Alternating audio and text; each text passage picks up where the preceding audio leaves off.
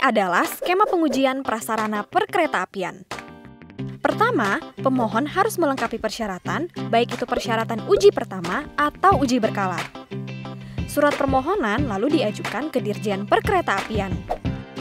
Jika telah memenuhi syarat, Dirjen Perkeretaapian akan memerintahkan Balai Pengujian. Balai Pengujian akan mengecek kelengkapan dokumen pemohon.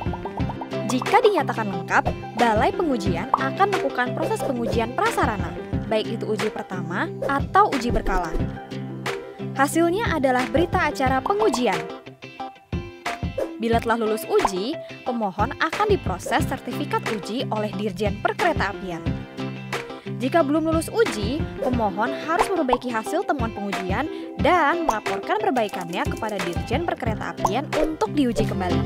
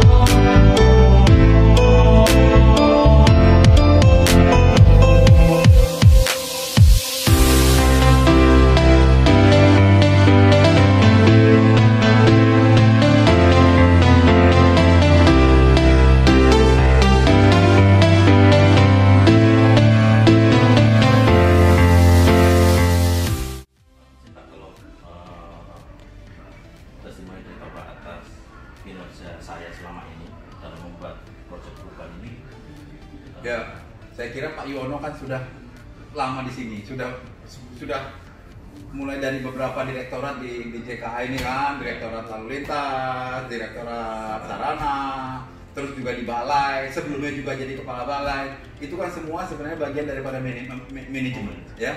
Bagaimana memanage baik sumber daya yang kita punya, sumber daya manusianya, ya kan? Bagaimana manage itu? Artinya saya sangat yakin sekali untuk menyelesaikan masalah proyek perubahan ini, Pak Yono bisa mengelolanya dengan baik. Saya sangat berharap ini bisa waktu dan memberikan manfaat untuk kita. Saya kira itu. Ya, baik. Terima kasih, Pak. Ya? Ya. Oke.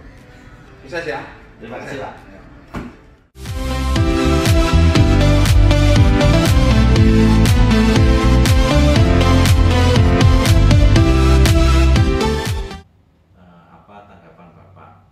Prasarana melihat peningkatan kompetensi kepemimpinan saya dalam mengelola proyek perubahan ini. Ya, terima kasih Pak Yuwono. Di dalam proyek perubahan Pak Yuwono ini tentunya akan membawa dampak yang cukup signifikan di dalam khususnya di Direktorat Prasarana Perkereta-apian, karena salah satu tugas daripada Direktorat Prasarana Perkereta-apian adalah untuk menerbitkan sertifikat. Nah, nanti kondisi saat ini itu tidak terukur. Jadi antara pemohon kapan menyampaikan, kemudian penguji itu kapan dilakukan pengujian, kemudian tindak lanjutnya terhadap temuan atau rekomendasi dari penguji itu juga tidak dilakukan dalam waktu yang terukur. Nah, tentunya nanti dengan adanya sertifikasi yang berbasis IT ini akan lebih terukur, jadi akuntabel, kemudian juga akan memudah dan mempercepat proses daripada sertifikasi itu. Kemudian yang kedua terkait dengan bagaimana Pak Yuwono ini menyelesaikan prokernya ini, saya rasa Pak Yuwono sudah punya banyak pengalaman baik di pengujian, ya, pernah di Direktorat Sarana, juga pernah jadi kepala balai yang di Jawa Tengah. Dari pengalaman-pengalaman itu, dan saya lihat kemampuan beliau sangat mumpuni untuk menyelesaikan proyek perubahan ini. Demikian Pak Yuwono. Terima kasih Pak Cik. Ya. Mudah-mudahan lancar.